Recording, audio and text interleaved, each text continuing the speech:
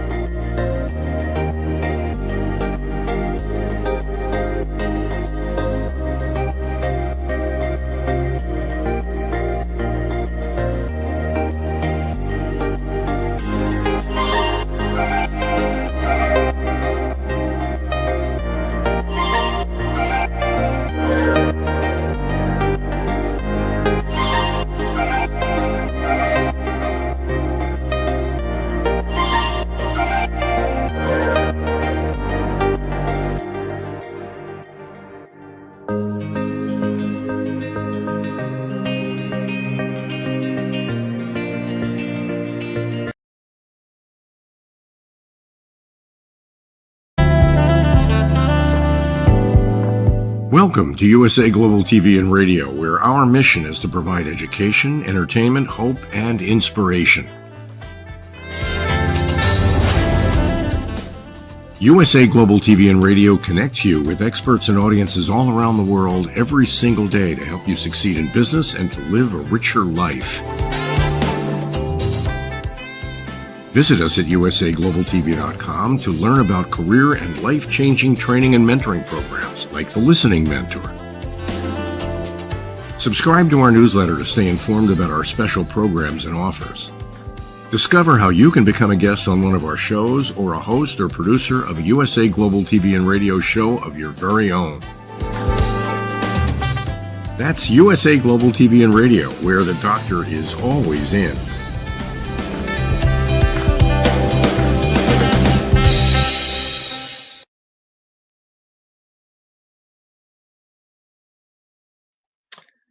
Hey, everybody. Welcome to USA Global TV and Radio. You as a whole, your body, mind, and soul.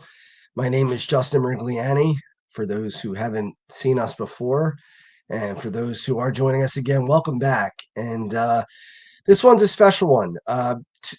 It's amazing to me how things in life can be so synergistic, I guess would be the word. I guess I'm scratching my head wondering if that's even the right term. But 2 weeks ago, I did a show on loved ones who have passed on and how they still communicate with us and how they still try to make their presence felt and try to make sure that we know that they're okay and that they're still with us. And that was just 2 weeks ago. And I talked about miracles. I talked about the miracle of when I had a dream about a coworker of mine, Betty, who passed away in a car accident 2 weeks after she had given me some advice, and I was about to thank her and tell her how much I cared about her. And 2 weeks later, I get a call and she's gone. And then a couple of months later, I have a dream and she says, "Now's your time to thank me." And that, I thought that was a miracle. Or the Emmett Kelly miracle. The Emmett Kelly miracle is the miracle where Emmett Kelly was the sad clown, and he never had a picture of him taken without a smile on his with a smile on his face. He always had the sad clown face, and he would never let anybody catch him out of character. And there's one picture in the whole world of him out of character with a wide smile, and it's him on a payphone, and it was him learning the news that he became a father, that he had a daughter. And when he died, his daughter was on a plane flying to his funeral, and she was reading an article about Emmett Kelly. And remember the name Emmett because it's going to come up later in this show. And I told this story 2 weeks ago, so you're hearing it again. You're probably like, why is he saying this again? But anyway, Emmett Kelly's daughter was flying to his funeral, and she was reading an article about her father, and the picture of him smiling was in there. And the photographer might have won a Pulitzer Prize for the picture. I don't remember. I think he may have, or he was in the running for it, something like that. So she started to cry on the plane, and the guy sitting next to her said, "What's wrong? Is there something I could do to help you?" She said, "Well, my father died, and I'm flying to the funeral." And he tells her that he's sorry, to hear that, and who was her father. And she said, "Well, this is my father." And she pointed to the picture. She said, "My father was Emmett Kelly, the clown, the sad clown. And this is the only picture ever taken of him out of character with a smile on his face." And the guy's blood ran cold. And he said, "You're not going to believe this, but I was the photographer." She was sitting next to the photographer who took that picture 30, 40 some years before. What were the odds of that happening? I mean, if you tried to go to a casino and put odds on that, they wouldn't even know what number to pick. There's not a number high enough to put what the odds would be that would happen like that. And his name was Emmett Kelly. And again, 2 weeks ago, the show was about things like that. And I've experienced them myself. And I'm not going to go through all the ones that I talked about 2 weeks ago, but keep in mind, it's 2 weeks ago. This past week, I woke up and my mother came up to me. I was at my parents' house that night. I was working in media and in Delaware County. And she looked sad. And I said, "What's going on?" She said, "Uncle Robert passed away this morning." And I was stunned. He wasn't well. And that's why I'm dressed like this, by the way. This is how Uncle Robert dressed. I usually have my collared shirt on and hair done and everything like that. But he was a Philadelphia Eagles fan. And that's one thing that we shared a lot together was sports. We really bonded over sports a lot and talked about sports a lot. And this is what he would wear. And that's why I'm wearing it today on the show. I figured it was a good tribute to him. Always a black Nike sweatshirt and an Eagles hat or an Eagles jersey and an Eagles hat. For those who are overseas, the Eagles play in Philadelphia. They're the football team. But we really bonded over the Eagles, especially Philadelphia Phillies too in baseball, but especially the Eagles. And it meant a lot to him. So my mother told me that Uncle Robert passed away, and I just, it was devastating. I mean, it was just so hard to take. A couple of hard knocks over the last couple of years have really been tough for me. I've talked about my depression and my anxiety and some things that I've had to suffer through over the last couple of years. And this was just another, full punch in the mouth. I mean, it was just one of the worst ones I've ever had in my life, really. And it's 2 weeks later, and I'm talking about, again, death and loved ones that have gone before. And I can't help but wonder if that show 2 weeks ago somehow, some way, did I know that something was about to happen, that I was going to need to think about that. And maybe I was preparing myself for something that was coming that I didn't even know was coming. And I don't know if you believe that God tells us somehow, gives us whispers in our ear and gives us a secret, says that, "Hey, listen, be ready."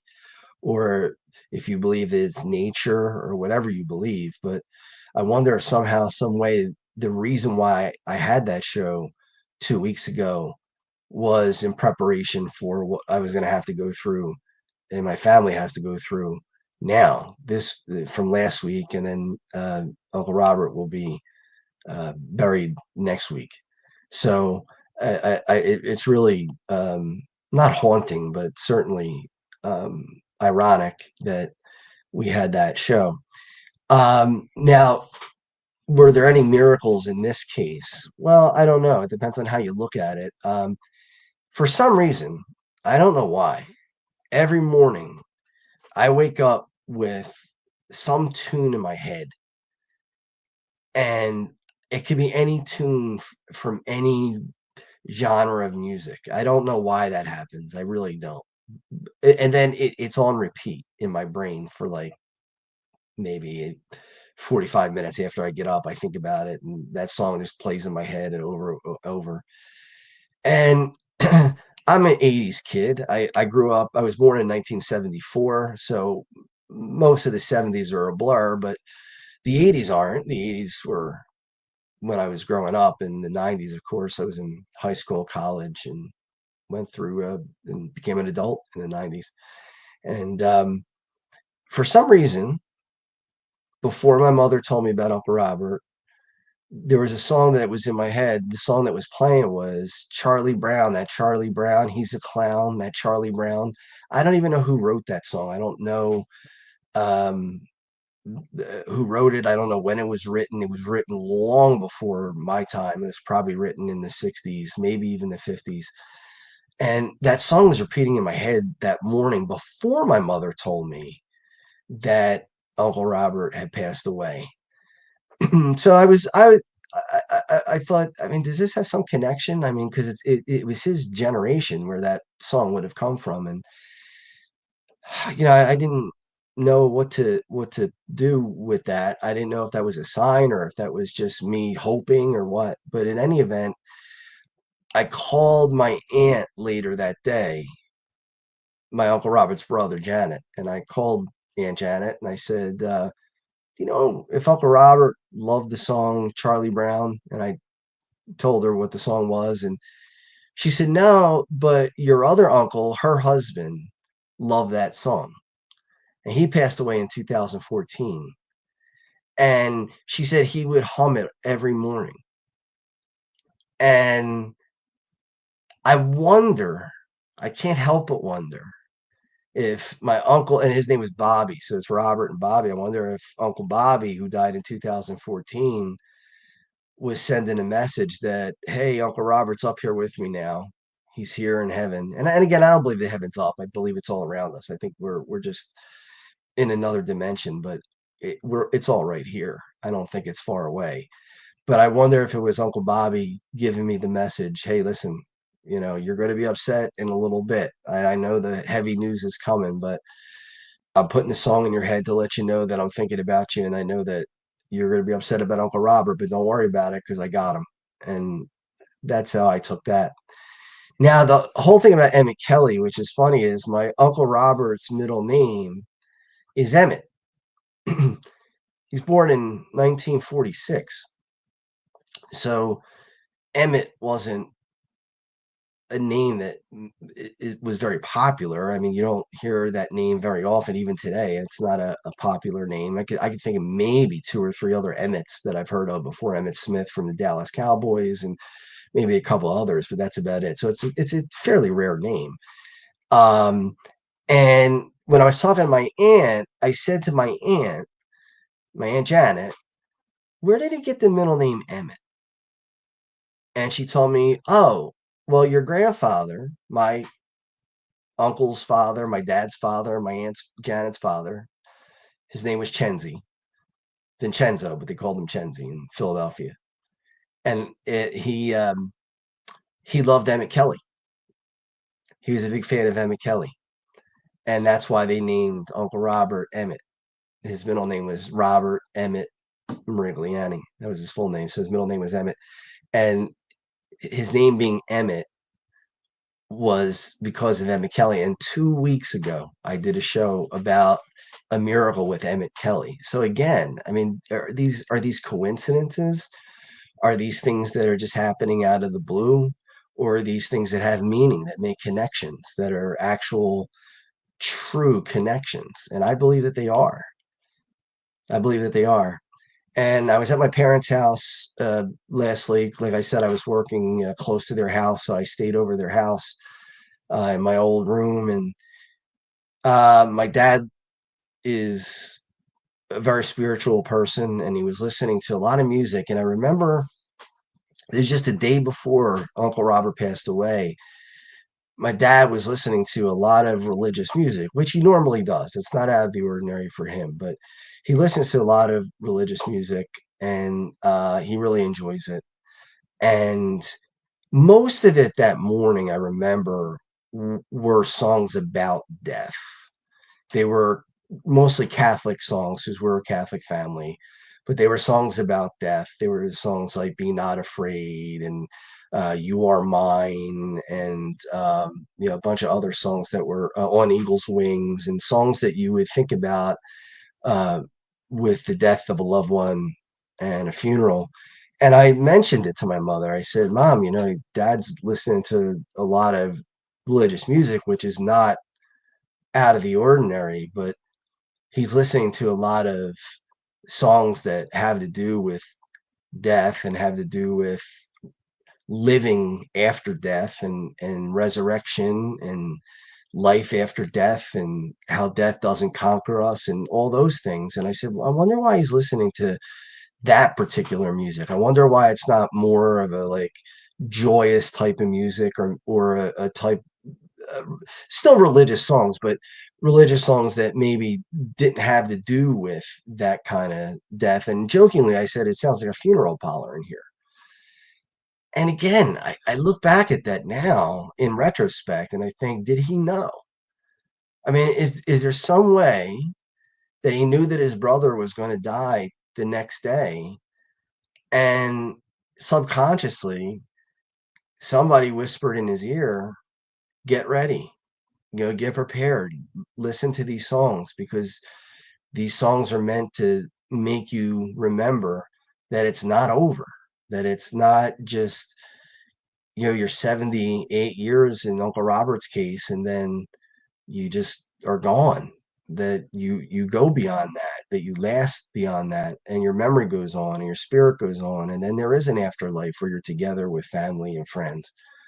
So it's just it seems more than ironic to me, at least, that he would be listening to that type of music um, just one day before his brother passed away. And Uncle Robert was a great guy. Not only with the sports, he was funny.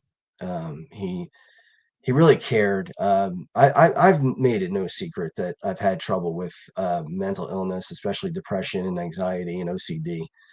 And over the last 2 or 3 years, there have been some things that have happened in my life that have been very difficult to swallow. That even if I did not have those issues, which I've had since birth. When I was 8 years old, I was in therapy for depression and anxiety. But even if I didn't have those problems, um, there are things that have happened over the last couple of years that have been really, very, very painful moments. And then this one adds on top of it. But all through the last, I would say 9, 10 months, Uncle Robert, who was very sick, not we didn't know he was dying, but he was on dialysis. He had been on dialysis for about 5 years or so, I think. He was in stage 4 kidney failure, but he was getting along. I mean, he was driving still, and he was getting around, and he was weak, and he was shuffling, and signs of age were taking hold, and signs of fatigue from dialysis. And folks who don't know about dialysis, I've never been on dialysis, and I'm thankful for that. But knowing several people who have, they tell you that it's a very grueling process and it wears you down. And but he never hesitated to pick up the phone when I would call him when I was depressed. And sometimes I would call him and I would be crying, and he would just wait, and then he would say, "What's the matter, Just?"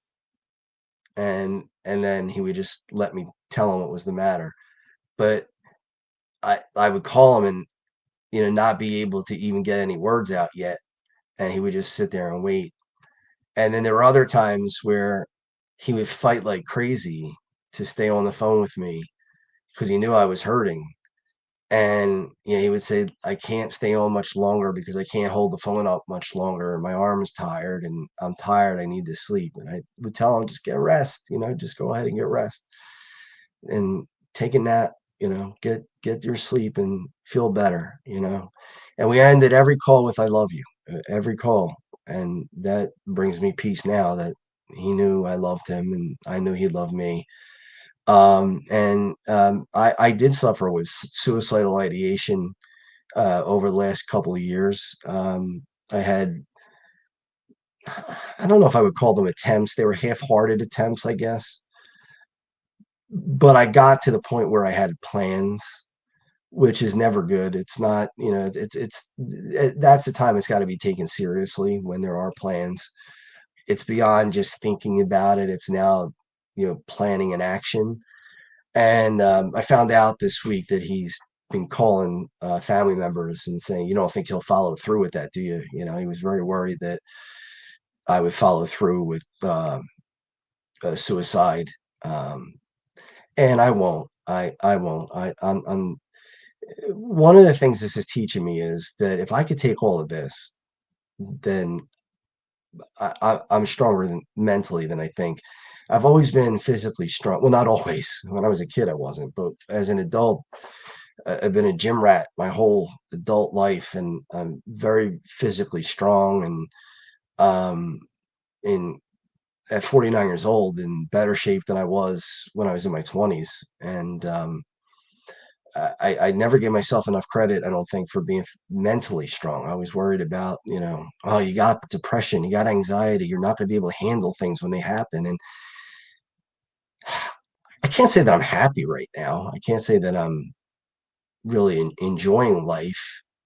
Um, but I'm confident in myself right now, and I'm confident that I'm going to get through this week, and I'm confident that I'm going to help other people get through it, like my cousins who lost their father, and my own father, and my mother, and my cousins, and second cousins, and all the other people who are, and my aunt, and all the other people who are hurting too because they're missing Uncle Robert right now.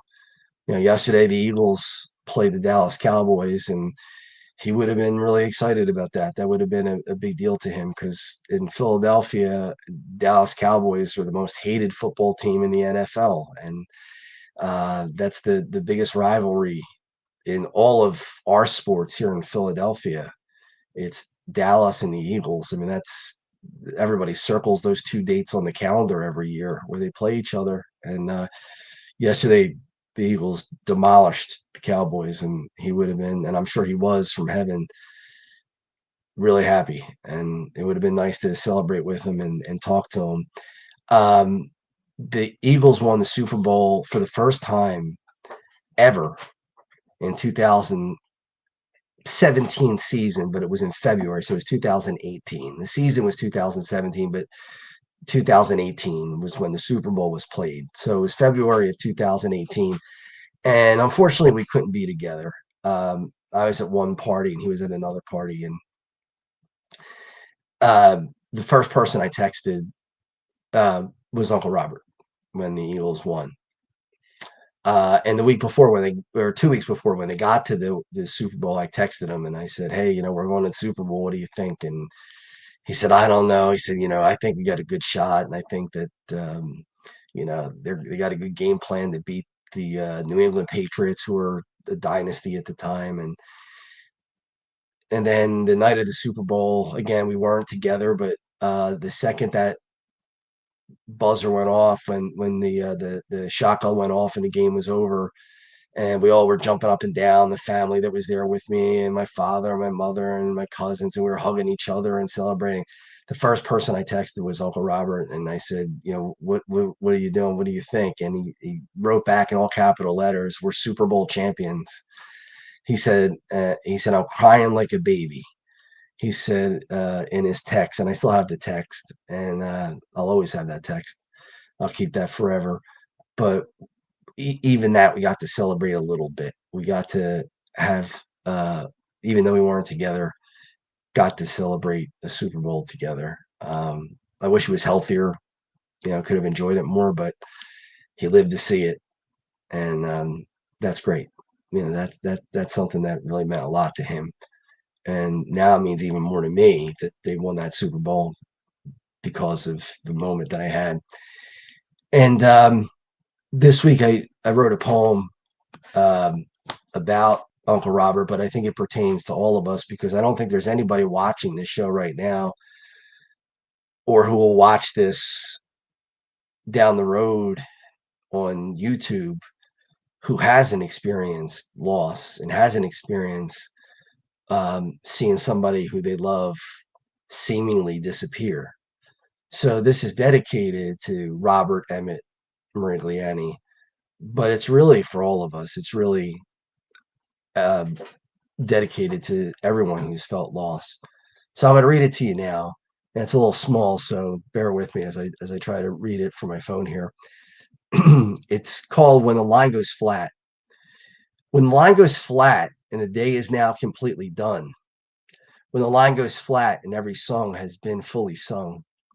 When the line goes flat, what you left behind will have no meaning. All that will matter are the rich memories that will keep us beaming. When the line goes flat, it'll seem like you are gone. But deep down in our hearts and souls, we know that's very wrong. When the line goes flat, you're just in another dimension.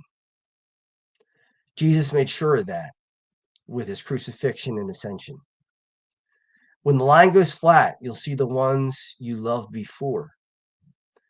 When the line goes flat, all the pains you had will be no more. When the line goes flat, all your mistakes will be erased. God holds nothing against you when you're staring in his face.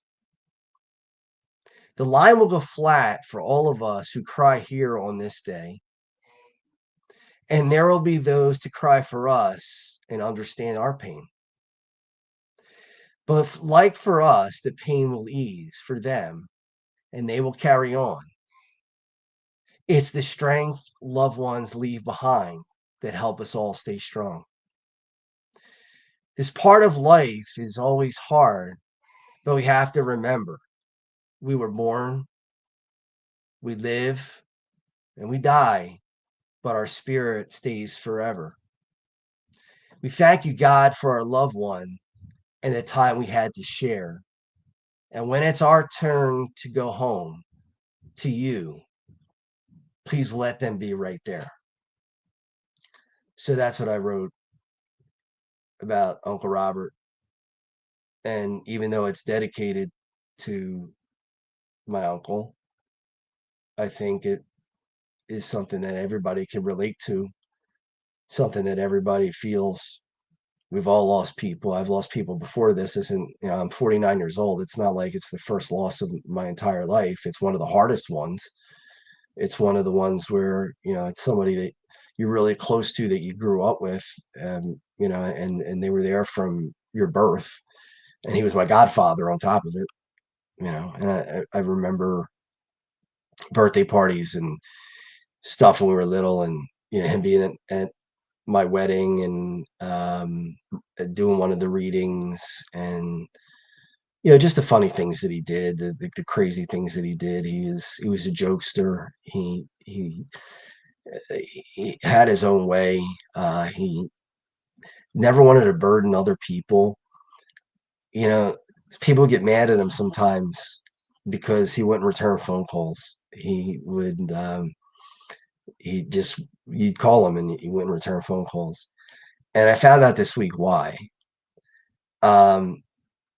He knew that he was sick and he knew that he wasn't doing well. And he was afraid that if he did make phone calls back and tell people what was really going on, that he would upset them.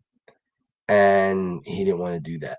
He didn't want to have anybody be worrying about him. So it was easier for him to just not make the call or answer the phone and just let it go. And a lot of people might take that and say, well, why are you ignoring me? Why are you ghosting me? We always talk about people ghosting us and never giving us, hey, I'm calling you and you're not calling me back. Why? And, it's easy to get mad and it's easy to say, well, they just don't want to be bothered. But that wasn't the case. That wasn't the case for Uncle Robert. Uncle Robert just didn't want to have to burden everybody else, which honestly would not have been a burden uh, to any of us, but in his mind it would have been. So he was sure to save us from that. And that's just what his heart was like. That's the heart that beat, and the heart that he left behind. So again, to kind of recap as we get towards the end of the show, it's just ironic to me that and I know that you can see the flashing because just to let you know, we do have a green screen and the Eagles wear green and there's green under the hat. So when you see the flashing like that, that's because there's green under the hat. But I didn't care tonight. I figure that's a small price to pay uh, to have this tribute to my uncle. I hope that people really do believe that there is something beyond this, that this isn't the only life that we live. This is not the end, that we do go on, that we will be together with our loved ones forever, and there won't be any goodbyes. There won't be any sad days. There won't be any worries about diabetes or dialysis. There won't be any worries for me for having an ostomy bag. And uh, there'll be no depression. There'll be no anxiety. There'll be no cancer for people who are suffering with cancer. There won't be any days where you say, I really miss this person. I wish I could call them. I mean, how many times in the last week have I thought to myself, I got to call Uncle, and then stop and remember, oh, I can't call Uncle Robert, because I call him like once a week. And I talk to his son, my cousin Greg, and Greg talked to him every single morning.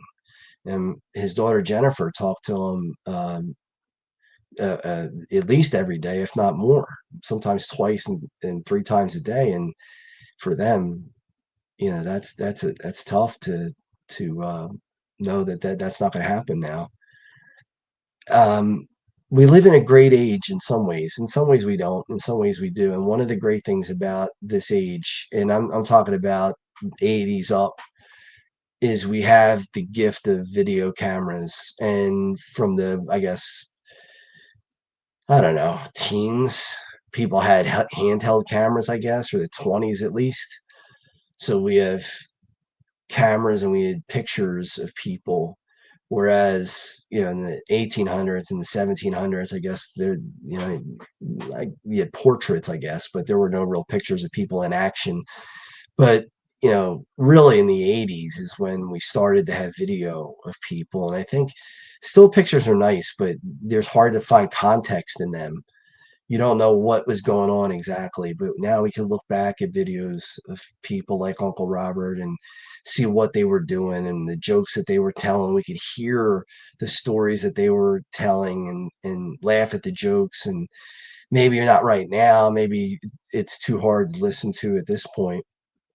But I look on my phone and I see text messages and voicemails that he left. And I don't have to worry about, will I forget what he looked like, or will I forget what he sounded like, or will I forget what his laugh was like, or will I forget what it felt like to be in his presence? No, because I have videos and I have not only my own memory, but pictures and other things that he left behind that are going to remind me.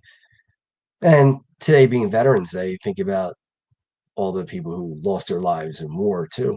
And my grandfather was a war hero in World War II. My father fought in Vietnam, and my father, thank God, is still alive. My grandfather isn't. He's obviously would have been over 100 years old, or about 100 this year. But his legacy is still alive too. And he died in 2018. So it's a somber show tonight. It's not the happiest of shows, but if there's anything that I hope people take away from it, it's that this isn't over. This isn't the end. This isn't all there is. To me, there's too many connections. It wouldn't be worth it to go through what we go through day in and day out and work as hard as we work to build a life and to build a legacy and to connect our hearts with other people's hearts and then have it not mean anything at the end. It just doesn't make sense to me. I can't accept that as reality. And I know some people who do not believe that. They think when you close your eyes for the last time, that's it. But it's a heck of a way to, and it's their prerogative, but it's a to me an impossibility for me to swallow that would really be the way it is. I really think that this is just one part of life, and the sweetest part, as sweet as this part is, the sweetest part's coming when it's our turn to go home. So, and with that, I just want to remind you that we have, I want to thank you for watching tonight, but I want to remind you that we have our Checkmates hockey game coming up in August of 2023, August 23rd, 2025, in Aston, Pennsylvania. And, as sad as this week was, we got our largest donation ever in a personal donation, not corporate donation, personal donation from someone. Anonymous person gave us a number with a comment in it, and it came on Friday, and that was pretty special to have a tough week and then have somebody do that for you that would leave you, in the thousands. So keep watching, especially if you're in the Philadelphia area. Yes, we take donations, but I really would like to see you there. We're going to be selling tickets. I've already talked to Eventbrite. We're getting it ready. We have a lot of NHL stars ready to come out. Mark Recchi, possibly Rod Brindamore, Brian Propp, all kinds of big names in hockey coming out. And it's to help those with Crohn's and colitis and those with an ostomy. Also, Rolf Benirschke, the former kicker and NFL Man of the Year in 1983, he's going to be there, and he'll be promoting his charity as well, which is Embracing Ostomy Life. So for those of us who live with an ostomy, we live with the with it, and we live well, and we do everything everybody else does. Nothing's different, and we can prove that, and I can prove that when I show you when I step out on the ice with some of the NHL stars that have been heroes for me growing up. So if you watch this little vignette we're going to play of past games, and hope to see you next week. Thank you very much.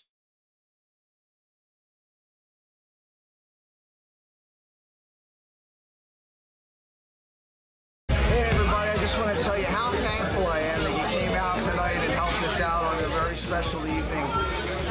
Crohn's and colitis are terrible diseases, and they affect a lot of people, not only in the Delaware Valley, but all over the world. And hopefully we can find a cure someday.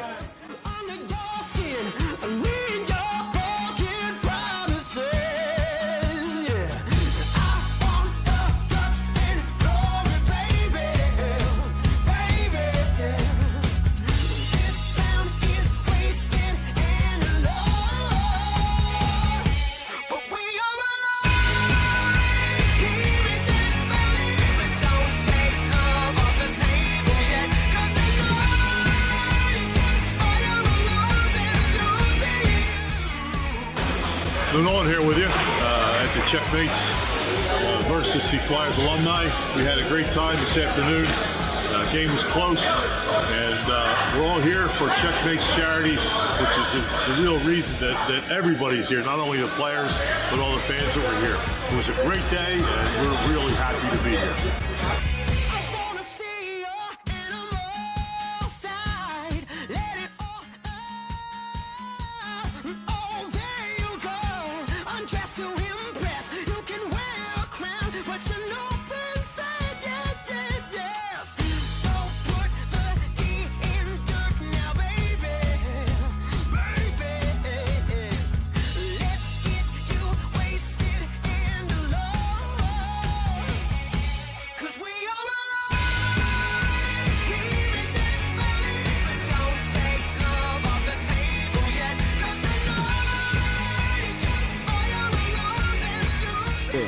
It was fun to be out here at Northeast Skate Zone because the Checos were a pretty good team, and so we had a lot of fun with the charity. And it was good because they took it easy on us old guys. So we had a good time. So anytime you can do something for charity, and I know a couple guys on the other team, and just be on the rink, we all go have fun. Good times go. I'm either gone in an instant or here to the bitter, and I never know what I got. I want to thank my family for all that they did to help me get through this, and there's a lot of planning that get done. It has to get done. I want to thank Nick's Roast Beef and Cotton Avenue for all they've done. Dr. Prieto for saving my life, finding the disease and treating me for so long, and the Flyers organization for all they do to help us raise money every year. So thank you, everybody.